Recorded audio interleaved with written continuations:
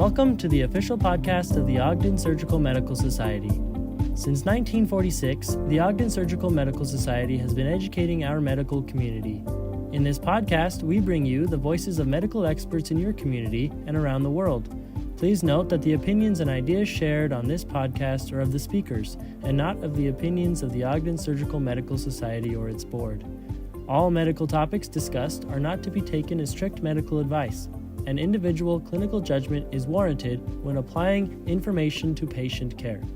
It is the responsibility of the listener to judge for themselves the applicability of the information discussed in regards to their medical practice.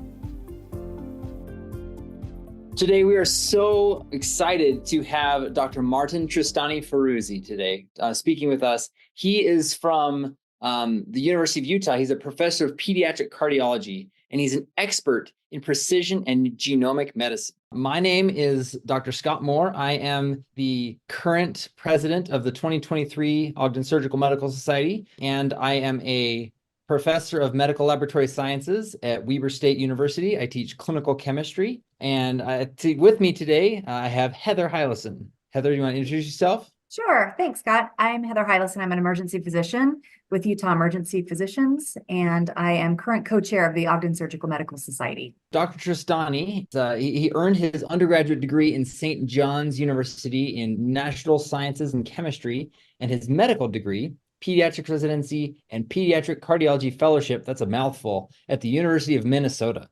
Dr. Tristiani's research is dedicated to the study of and practical application of precision medicine. Really, really cool stuff. His lab has built an infrastructure supporting precision medicine by connecting disciplines that excel in genomic analysis, functional analyses, and healthcare information technology. Now, Dr. Tristiani currently serves as the co-director of the Center for Genomic Medicine at University of Utah's premier Center for Genomic Innovation, Discovery, and Translation of Genomic Medicine into improved patient care, which is really what we care about. This is the coolest part. In this role, he supports efforts to create unique analytic tools, collaborative teams, and clinical pipelines to diagnose critically ill children with complex phenotypes and to end diagnostic odysseys for children with undiagnosed genetic disease. Now, the Center for Genomic Medicine actively supports endeavors to make precision medicine, including gene therapies, a reality at the point of care. This is groundbreaking stuff. Now, in his spare time, Dr. Tristiani enjoys reading about ancient DNA from our human cousins, the Neanderthals, and I'm going to butcher this because it's not like everyday terminology, the Denisovans? Denisovans, okay. Denisovans. Now, as well as he also does early human migrations out of Africa and the advent of agriculture in the setting of first human civilizations. And that's something that's cool, but we are so glad to be able to have an expert like you in this. And you know, Dr. Tristiani, if you don't mind, I like to be on a first name basis. I'm Scott. I'll call you Marty. That works. That sounds great. Perfect. You can call me Heather. Perfect. So, you know, I'm just wondering, you know, your bio says so much, but then how do you correlate all of that with some of this old ancient information that we're getting from the Neanderthals and the Denisovans? Yeah, so it sort of fits in with my interest in genomics and genomic medicine, right? And so, you know, the Nobel Prize was given to a German investigator who was responsible for sequencing the Neanderthal genome. And that was a few years ago. And that has really allowed researchers to understand, first of all, that humans, Homo sapiens and Neanderthals mated and had viable offspring that were able to have children in and of themselves, which was a shocking result at the time. Most situations where you have unique species are unable to mate. They mate, but then the offspring are infertile. And in this case, here's a situation where there was mating between Homo sapiens, us, the humans, and Neanderthals, our cousins, that resulted in viable individuals. And so that sort of, the two ideas sort of feed in together within that concept about using DNA to understand, in my research to understand genetic problems and therapies. But then in my spare time, just kind of fun things is to understand human history and how we got to where we are, and, human evolution. And then just the whole idea of how people came together to cooperate to build the first cities, to, have a hierarchy that allowed different forms of work to be distributed across different areas, which then, of course, resulted in art and pottery and all these other, and writing ultimately, and then our modern technologies and civilization. It just sounds amazing to think of how far this goes back and how we can track that. It really gives us kind of a glimpse into history that we've never really had before. That's exactly right. So Marty, we've heard a lot in the medical field about this new technology called CRISPR. And I'm assuming that it's not referring to those, crispy, like rice puff things inside of candy, which that would have worked really well for my conference. But for this conference, think about how this is, this CRISPR technology can have its place in medicine and how it relates to, Nobel Prizes in medicine and, what exactly is CRISPR, the 10,000-foot view? Yes. Yeah. So the original ideas of this research date back to the late 1980s, but really our understanding of CRISPR takes off in the year 2000 and onward. So CRISPR is a mechanism used by bacteria to protect against invading viruses or bacteriophages. So these bacteria produce pieces of RNA that are complementary to the viral genome, and this is linked together with an enzyme called an endonuclease that actually cleaves the DNA and thus inactivates the invading virus. So these early pioneers in the research field understood the potential of harnessing this bacterial system to specifically edit the human genome, work that ultimately led to the Nobel Prize in Medicine in the year 2020. These individuals are Drs. Emmanuelle Charpentier and Jennifer Doudna. So the CRISPR system, sometimes it's called CRISPR-Cas9, or sometimes just CRISPR, consists of a guide RNA that's linked to the Cas9 endonuclease and includes a specific DNA sequence called the PAM sequence. So let's break down those individual pieces of the CRISPR machinery. So the guide RNA includes the complementary sequence to the DNA site that you want to target. And by target, we mean the DNA you want to cut. This PAM sequence is a crucial anchoring point for the DNA. So the CRISPR complex actually anchors to the PAM sequence, and the PAM sequence is just an existing part of the DNA structure. All right, and then the other component is this Cas9. And the Cas9, this endonuclease, is an enzyme that cuts both strands of DNA at the target sequence. So this idea of harnessing this bacterial machinery in order to specifically cut DNA at your target site with very limited off-target cutting was the reason for the Nobel Prize designation. Sounds to me like CRISPR, are we talking about like primers here? Kind of like when we have like DNA replication, are we talking like primers? Sure. That's exactly the way you can think of it. So a primer is a series, usually about 20 nucleotides, which is complementary to the DNA that binds, and then you do something with that, whether you're doing, say, PCR, where you're amplifying those regions. And the guide RNA has that complementary sequence. And the reason why CRISPR is so efficient and specific is that when you look at across a 20 nucleotide sequence, the chances that you're going to have that identical sequence elsewhere in the genome is relatively low, with few exceptions. But it's sort of then oligonucleotide, or that RNA guide is actually linked directly to the Cas9 endonuclease and that PAM sequence identifier.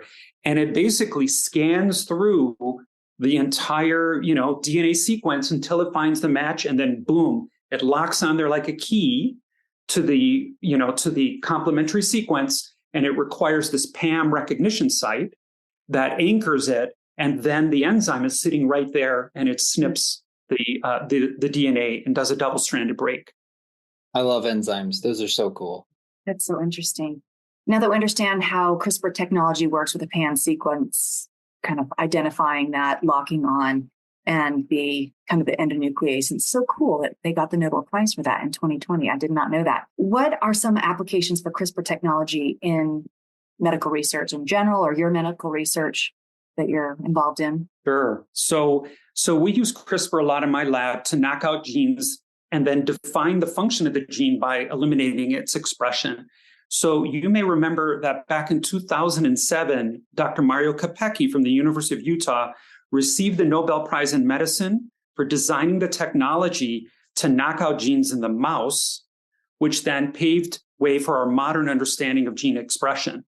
So CRISPR markedly simplifies this ability to specifically knock out genes by virtue of its high specificity of this guide RNA binding to the target site with minimal off-target binding. And so a few years back, we published methodologies for knocking out genes in the zebrafish using CRISPR technology, which turns out to be fairly straightforward.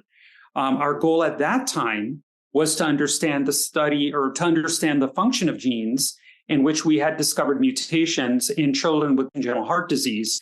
And we wanted to characterize the function of those genes in the developing heart. So that was a model organism where we would introduce, basically knock the gene out and follow heart development in the zebrafish and say, hey, this gene is important, had never been associated with congenital heart disease in the past, but now we've created a link because we have patients that have a mutation. We've knocked the gene out in the zebrafish, it alters cardiac function, and so create sort of a link between human disease and a new gene that is important for congenital heart disease. So this is kind of like the simplest use case for CRISPR, and that is to create a double-stranded break. So what happens when the DNA is cut by the endonuclease is the cell's internal repair machinery tries to correct this break. And when correcting it, it very often adds or deletes a base pair here, a few base pairs here and there, resulting in what we call an insertion or a deletion. We call that an indel, and that shifts the reading frame of the DNA, resulting in a truncated gene transcript and then a non-functional protein. So if you include a piece of DNA that's homologous to the target site, but includes a point mutation, then that cell DNA repair machinery might swap that donor DNA right at the target site, resulting in the introduction of a point mutation. And that's something that's called gene editing or genome editing. The problem with this genome editing approach is that this introduction of the donor DNA is a very low frequency event. So you have to screen through thousands and thousands of clones to find the correct event. And so that's really been a major limitation in sort of the gene editing technology. But compared to the tools we had in the past, this is a step up because of its high specificity. So in thinking about the application of research, or thinking about the application of CRISPR for research, that includes the ability to specifically, efficiently, and rapidly knock out genes in a cell line or model organism in order to study the gene function. And then in addition, you can knock in specific mutations, like a patient's mutation, into that cell or that model organism and study the impact of that mutation. And so this knock-in portion of the gene editing is, of course, very laborious. Yeah, I mean so now knock in. I've always assumed that you would take out bad mutations, or you would. Yeah, so when you did the CRISPR, you would take out the bad mutations and replace them with a functional gene. And so would that be the knockout, knock-in combo that we're talking about? Yes. Yep. So the knockout is you take out the function of the gene altogether. That's fairly easy. The knock-in is usually referring to correcting the mutation. So what turns out then is that before the CRISPR, the patient has a single point mutation. After the CRISPR with the donor DNA, if the donor DNA gets integrated correctly, it will cut out the piece that has the mutation. It'll insert the new donor piece that doesn't have the mutation. And so you've knocked in the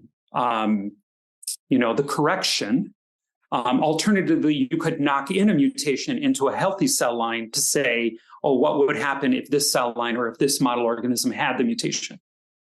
That makes so much sense. Thank you for clarifying that. Now, there are lots of medical applications for CRISPR technology then. I'm seeing like that's one of them. That's a perfect one. Are there any others that you can think of for treating human disease? Yeah, this is where things get interesting.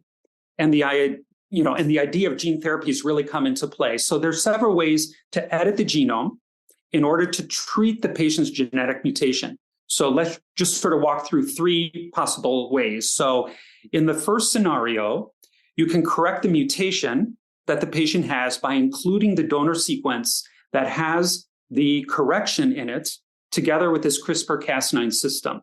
This mechanism then, in theory, corrects the patient's mutation. So the second treatment option is to say, okay, well, this patient has a mutation and it results in an abnormally functioning gene. But let's say there's another gene that the body makes that can compensate for that patient's mutated gene, different gene altogether. So what you can actually do is you can turn on a different gene that can produce another protein which compensates for the patient. So let me give you an example here. So the way you would do that is there are genes that turn genes on, and there are genes that turn genes off. So if you target the gene that turns off a second gene, if you delete that gene, that is the repressor, that results in the target gene that you care about increasing its expression. So the net effect of this then is an increase in the expression of the compensated gene. And this is relevant because this is the basis for the first ever approved CRISPR technology.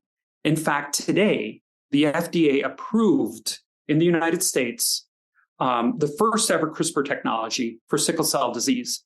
And about 2 weeks ago, it was approved in the UK. So it's just monumental. Wow. And sort of the thought processes here is that the gene that represses fetal hemoglobin, is targeted. And that results in cells increasing the amount of fetal hemoglobin. So they produce fetal hemoglobin.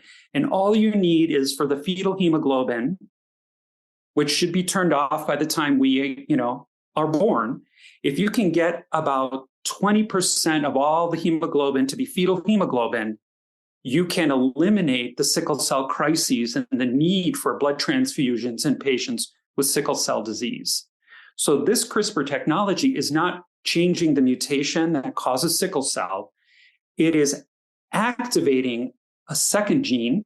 Fetal hemoglobin works just as well as regular hemoglobin, and it's able to rescue these patients from the morbidity and the mortality related to these sickle cell crises.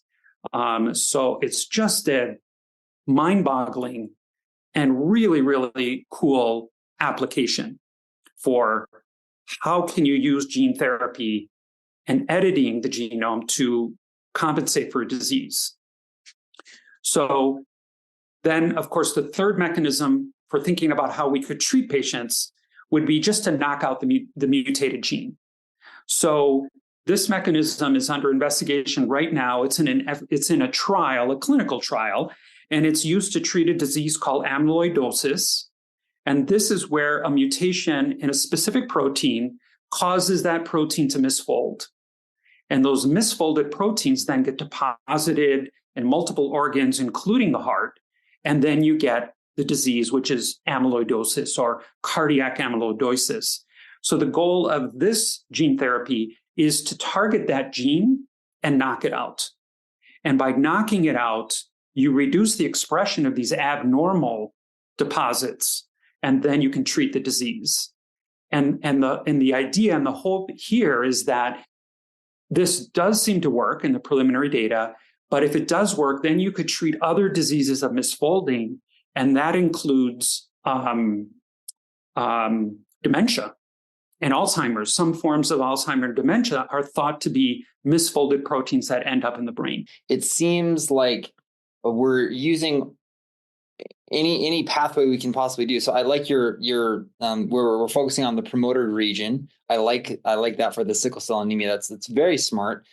Because we know I'm a pathologist, so we know that the lab test there's an increased fetal hemoglobin in those patients, and that's just a natural thing that occurs because they need to be able to survive. But we need to bump up that fetal hemoglobin with a promoter region, and so that's really smart. And when you were talking that, it made me think like, well, why don't we just replace the hemoglobin A1 gene? Like, why don't we promote that gene? Or and I don't know. I mean, maybe you can talk to some like ethical reason for that, or some. Sorry, I'm going a little off script right now, but yeah, no. I think it's more technical, and that is, remember that base editing, that patient correction is a very low frequency event, whereas just having the DNA cut and inactivate a gene is a much easier pathway. that makes so much sense. So I was actually thinking about that, and I'm glad you used the term mind-boggling, because it really is. I remember when I did IVF and I saw my embryos at 132 cells under the electron microscope, and thinking that was fascinating, and that's like the highest technology. And you're actually talking about assessing these gene sequences within each cell. I mean, it's mind-blowing to me that this is even possible. So how do you actually, like, getting back to kind of the technical aspect, how do you introduce like the CRISPR system into these specific cells or organisms? And are there like certain barriers to the CRISPR delivery to these affected organs? Yeah, this really is the biggest challenge to the widespread use of gene therapies. That is, how exactly do you deliver the gene, or in the case we're talking about here, the CRISPR machinery.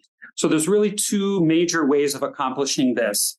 One of them includes viral vectors, and the other includes nanoparticles, and they're typically lipid nanoparticles. So let's break down each of those. So the viral vector method involves packing the guide RNA, the Cas9, and the donor DNA into a non-replicating version of a virus called adeno-associated virus, or AAV.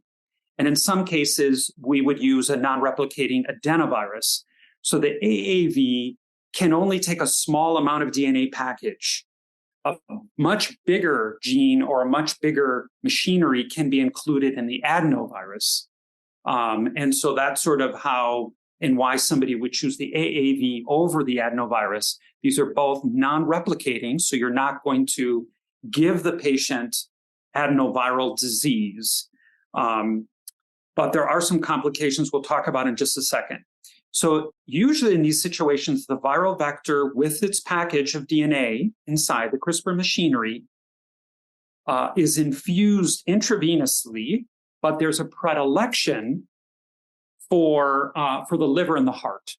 So that's just because these viruses tend to infect, I should say, the liver and the heart. So a major side effect of the viral vector delivery system is an immune response to the virus, to the vector itself. And in some cases, that can be lethal. And in the early days of gene therapy, there was a patient who died after receiving an adenoviral gene-based therapy, who was a young college student, and that put a hold on gene therapies for 10, 15 years. So now we're back using these viral vectors in many clinical trials, and there have been deaths associated with them as well. So, what it ultimately turns out to be the frequency of this overwhelming immune response and death still needs to be sorted out. Currently, all of these gene therapies are targeted toward, lethal or near lethal diseases. And so the risk-benefit ratio is in favor of having a potentially lethal outcome as a side effect if you know that the patient's trajectory is going to be death, whether it's in the first 2 years of life or in the first 20 years of life. So kind of to get around this issue of the size that can be packaged into the viral vectors and the immune response, investigators have devised these small particles called nanoparticles that are lipid-based, and these are infused into the blood intravenously, and they're readily taken up by the liver because the liver thinks it's a lipid particle and it needs to sort of take it up and metabolize it. So these are really good for targeting disorders of liver metabolism. If we think about a different class of disorder, blood disorders like sickle cell anemia, but blood cancers are the same general concept. This allows a different mechanism for getting the virus into the cell of interest, because in this case, you can do a bone marrow aspirate. You can take out the patient's own bone marrow cells, you can harvest them, and then in the test tube, you can treat them with a viral vector so there's no immune response. The other thing is you can enrich for your gene-edited cells, finding those clones where you've corrected the mutation. And then these CRISPR-altered bone marrow cells then get reinfused into the patient, where they then take up residence in the bone marrow and they produce the normal desired gene product. In these situations, though, the patient has to undergo bone marrow ablation before infusing the treated cells. That's like a bone marrow transplant, right? So in this case, they receive agents that suppress and kill the bone marrow, so they can't make white blood cells or red blood cells. And so there's a period of time where they're very immune suppressed and at risk of disease. And then once the bone marrow cells that have been infused take residence and start producing those cells, then their hemoglobin comes up, then their white blood cells come up and things like that. So blood disorders are really a unique and I guess you could say easier disease to treat because you can take the cells out of the body to treat them. Sort of similarly, disorders of the retina are a little bit easier to treat with gene therapy and CRISPR therapies because you can inject the materials into the, just behind the retina. So that's an enclosed space. So you don't have the CRISPR machinery sort of entering all the cells of the body. So these are ways you can direct your therapy to the right cell, at the right time. If you want to target the heart, if you want to target the nervous system or the liver, you need to get your vector into those cells, but not into the other cells of the body, which is always a challenge. And so, fast-paced, most of these technologies are working in the blood space or in limited spaces where you can inject, like the eye, or intrathecal into the spinal cord for, like spinal muscular atrophy or SMA. That's really awesome. My mind's going crazy with all these connections here, and where we can inject. Now, I'm also wondering, like with the eye, since it's kind of an immunologically compromised space, or not compromised, but it's an immunologically different space than most of the body. Like, is that one of the reasons why you can put the CRISPR machinery in there, or is that, okay, that's the reason. Yeah. It's more such a localized space. And believe it or not, the ophthalmologist can inject behind the retina, right? Like, it sounds crazy, but they do that. And it's semi-routine. But then all of these, machineries to edit the genome get localized in one space, and they're really only altering the retina and some other cells in that region, versus giving it IV, where it goes to every cell in the body, could potentially pick it up. Earlier, you'd mentioned a PAM sequence, and I wasn't entirely familiar with the PAM sequence. I figured we'd get into it because you mentioned it. But that serves as the anchor for the CRISPR machinery. And that's what I get out of it. Now, does every gene have a PAM sequence? And are there genes that just simply cannot be targeted? Yeah, so this PAM recognition sequences, they're just sort of scattered across the genome. They're part of our genome and all organisms' genome. And that's what the bacteria take advantage of. The fact that these PAM sequences exist, the bacteria take advantage of that to design, their RNA CRISPR-like molecules, which then go and target the virus genome and cut it and inactivate the virus. So These PAM sequences have specific nucleotide sequence, and they're just sort of scattered across the genome. But not every region, so every gene has PAM sites, but not every region of the gene has a PAM site close enough to the area that you might want to target. So that's where there could be some areas of the genome that would not be targetable because you can't get the CRISPR close enough to it. So to overcome this issue, researchers have designed CRISPR systems, meaning they've introduced some mutations into the CRISPR system that allow recognition of something that would be a partial PAM sequence, but not the full PAM sequence. And again, that's the anchoring point for the machinery, but the real business end of the machinery is the RNA complementary to the DNA. So even if you make it easier for, you don't need 100% identity at the PAM sequence, let's say you can get it to recognize areas that might have 60% homology, 50%, I'm kind of making up these numbers because I don't know for sure, but something in that range, it can still bind there and anchor. And then the other side of the binding is a very, very tight and specific RNA side, which binds to the DNA. And so that's one way of sort of thinking about how you can engineer the machinery to target more sites. And then there's also engineering that's being made to allow the CRISPR machinery to reach further away. So right now, the PAM sequence has to be within X number of base pairs to the site you want to cut, because it's got to be close enough to anchor the PAM and direct the Cas9 to the RNA binding site. But there are some systems that allow a longer reach in a sense. And again, that allows more sites to be targeted, because the future goal is, if we want to make this into a therapy, which is, going to affect, millions of people, then, we need to make sure that we can target those individuals based on where their mutation resides. Are there other diseases that that they're currently working on? And you mentioned that it's more readily uptaken by the liver because it's lipid-based. Does that mean that liver abnormalities such as hepatitis C and things like that are more likely to be eradicated? Are they targeting liver things, or what do you see really on the horizon?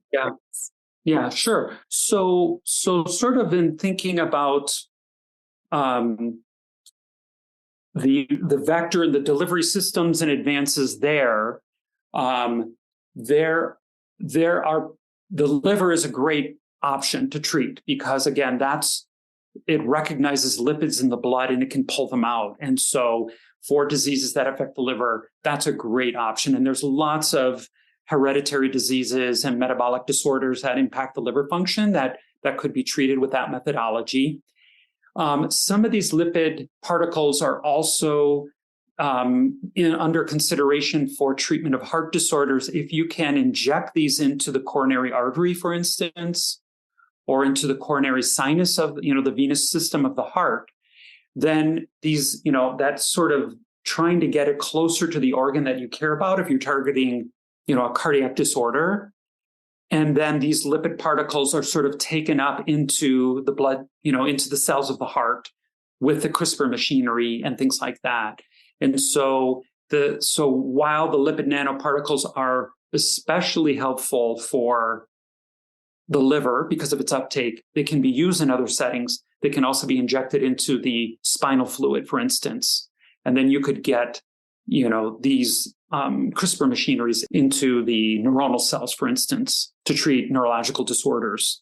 And I know, Scott, you mentioned earlier some of the ethics. I was just, as you were speaking, I was thinking how this could really, the train could get out of the station and you could really modify a lot of gene sequences.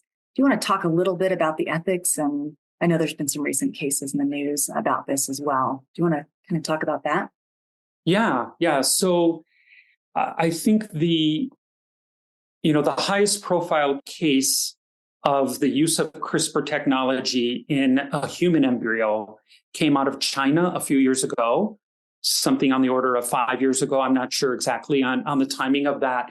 But a Chinese researcher genome edited a fertilized embryo with the goal of introducing mutations that would make it more difficult for HIV to infect the cell. And the mother who was going to carry the child was HIV positive. And so this researcher genome edited a fertilized embryo and introduced this technology into the embryo, made the edits, and then implanted that embryo into the mother who was HIV positive. And that cell then split early on, and the mother had twins, both of them identical, carrying this new mutation that they didn't originally have that would protect them from HIV. So it sounded good. It sounded like a noble goal. But the issue is that in the modern era, with antiviral therapies and with a low transmission of HIV from the mom to the fetus, this was felt to be a step too far because it was editing the genome of a person without understanding what could be the off-target effects. So we've talked earlier about how precise CRISPR is because of its, specific binding to a specific region of the DNA, and off-target effects are low, but especially given the technology that was used 5 years ago or so to create this genome-edited embryo, there could be introduced mutations somewhere in the genome that we have no idea about, that these two children then will pass on forever to their family because we've edited their genome. And so there was a huge outcry. That individual was jailed and in China and ultimately recently got out. But it speaks to the idea that this is doable. Like, you can edit a human genome. You can edit a fertilized embryo. And then the fear is that you're going to edit it to give that individual a certain feature, which might be, some other feature, either intelligence or athletic ability, or, those are harder because there's not a single gene that controls those. But that's sort of the idea, is that you could, they call it a designer baby. I think that's probably an exaggeration. But there is the fear that, you could use these technologies to, change the human race in some way by creating individuals with, unique capabilities. What are some of the modifications to the CRISPR system or engineering of the system that might actually improve the efficiency of genome editing or for human therapies? Yeah, so there's really been some clever modifications or introduced mutations within the CRISPR machinery that, like, as we talked about before, with the recognizing a portion of the PAM site or being able to extend further, there's other alterations that can be used and that have been introduced recently. And what's so exciting about this is the field is just evolving so quickly and advancing so quickly. Like, every month there's a new idea, a new concept, a new technology. So making everything better and safer. So I think that's really, really cool. And so a couple of these have really helped in the efficiency of the CRISPR process. So one option is to substitute the Cas9 endonuclease for another enzyme. So remember, the Cas9 will make a double-stranded break. And then the cell's intrinsic ability is, hey, I've got to fix this. And invariably, in trying to fix it, it screws it up and you get a loss of function. And that introduced donor DNA is a really, really low-frequency event. So if you substitute the Cas9 endonuclease for another enzyme, this is called a nickase, the nickase will actually cut just a single strand, not the double strand, a single strand. So then you don't have a double-stranded break. You don't have this mismatch in trying to repair it. The repair, either it repairs itself or it'll accept the donor DNA to make the repair and introduce that specific mutation at that site. So in the same vein, you can substitute the Cas9 for a different enzyme called a deaminase. And the deaminase doesn't even really cut the DNA. What it does is it switches out a single base, and it'll switch one base to another, and that's going to change the codon, the 3 nucleotide codon that changes then the amino acid. So these deaminases are extraordinarily efficient. And it seems like this may be the future, using either the nickase or the deaminase. These processes are called base editing, and these really offer the promise of improved specificity and efficiency. Now, you're talking about base editing, and I'm thinking here, like, this sounds really similar to like epigenetics, and especially with the deaminases, because that's part of it. So what kind of similarities are there with that? Yeah, yep. So for the audience, epigenetics are sort of proteins that wrap around the DNA itself, or that modify the DNA. So DNA is coiled up, it's really tight. If you were to unravel it, it'd be, like longer than whatever. I can't remember the details of that, but super, super long. So DNA is super coiled and compact.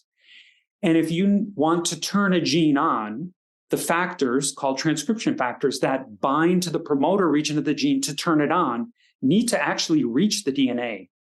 And if the DNA is all wound up and, it can't reach it. So epigenetics involves changes to the DNA structure that allow either access for transcription factors to get right onto the DNA or inhibit them from getting onto the DNA. And so if you alter the epigenetics, you can make the gene more accessible, meaning more likely to turn on, or more repressed, meaning it'll turn the gene off because the transcription factors can't get there. So that's the idea of, say, epigenetics. And the interesting thing about CRISPR is that you can target some of these epigenetic effects so that you can turn genes on by altering the structure of the DNA, making it easier for transcription factors to bind, or the reverse, making the DNA more compact so the transcription factors can't bind. So this is like just now, starting to be thought of. And I don't think we've even gone through what are the possibilities for, treatment and therapies, because at that point, you're not cutting DNA, you're altering the structure. Could that be safer? Certainly, you may or may not. Some of these epigenetic changes are actually passed down from generation to generation, but not in the same way as an, autosomal dominant introduced mutation would be. So the idea of altering the epigenetics might be a way that you could impact changes in gene expression to improve a patient's disease without causing, significant off-target effects that could harm them. As you're talking about that, I'm just thinking like beta thalassemia minor, you have like the major and minor, and essentially you're amplifying the transcription of that protein, and whereas you can do that, and it's really with the epigenetics, but it's also really cool that even with the CRISPR, I didn't know this, we were targeting epigenetic sequences, but we were also targeting the actual genes. So we're working on both ends of the scope here. It's really, really cool. Yeah, that's true. Yeah. So with that, where do you see the future of CRISPR-based gene therapies? Can our medical system even absorb the costs of these therapies? Is this going to be astronomical, or is it going to be okay? Yeah, so cost is certainly an issue, as these therapies and technologies are very expensive. In some cases, a single treatment can cure the disease. And so biotech companies are keen to recover their profits with a single dose, right? And that's a different paradigm than, hey, you have hypertension, you're going to refill this prescription, every month for the next 10, 15, 20, 30 years of your life, and the company makes the money, right? So if you can treat someone with a one and done situation, then, the companies that design these technologies, the drug or biotech companies, need to make their profit, right? So the costs for some of these gene therapies are in the millions of dollars. And the cost for some of the, curative treatments for other disorders that aren't necessarily gene therapies, those are also in the millions of dollars, again, because it's a kind of a one and done deal. But if CRISPR-based gene therapies are shown to be safe and effective in these rare, life-threatening or severe disorders, then I could envision a future whereby gene therapies targeting genes that more broadly are related to the disease or can compensate for the disease rather than the primary disease gene. So if you think about, for example, elevated cholesterol. So there is currently an FDA clinical trial whereby they're using CRISPR technology to base edit a gene, which is in the cholesterol and lipid pathway, which results in markedly reduced cholesterol levels.